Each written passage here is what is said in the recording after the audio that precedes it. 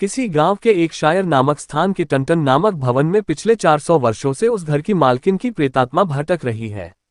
वैसे ये प्रेतात्मा अन्य भूत प्रेतों की भांति रात्रि में ही भवन में इधर से उधर मंडराया करती है।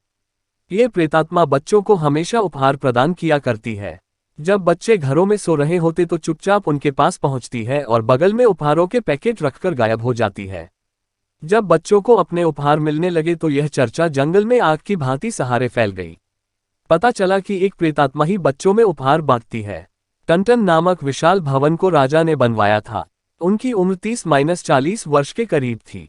एक दिन उन्हें की युवती से प्रेम हो गया। उसे उन्होंने बिना शादी के अपने घर में रख लिया। कुछ दिन तो मौज मस्ती से गुजरे, लेकिन एक रात्रि को राजा की भवन की छत से गिरने से मृत्यु हो गई।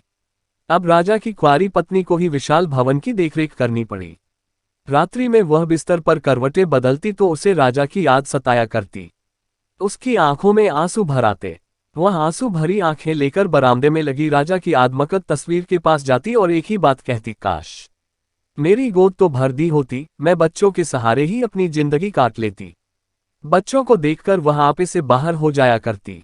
अब राजा ने कहा, यदि तुम्हें बच्चों से इतना ही प्यार है तो उन्हें उपहार देना शुरू कर दो। हाँ, यह उपहार मैं तुम्हें अपनी जादुई शक्ति से लकर दे दिया करूंगा। सुनकर वह प्रसन्न हुई। उसी दिन से बच्चों के बीच रात्रि में उपहार बांटने लगी। वैसे राजा की प्रेत बनी इस कुंवारी पत्नी का नाम मीना था। मीना गांव क्लब की सुंदरी भी रह चुकी थी। मीना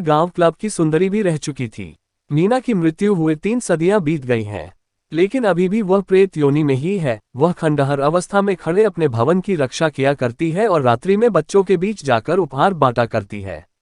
इंग्लैंड में लोगों की धारणा है कि उपहार प्रदान करने वाली यह प्रेतात्मा किसी को सताती नहीं बल्कि गरीबों का दुखड़ा दूर करती है।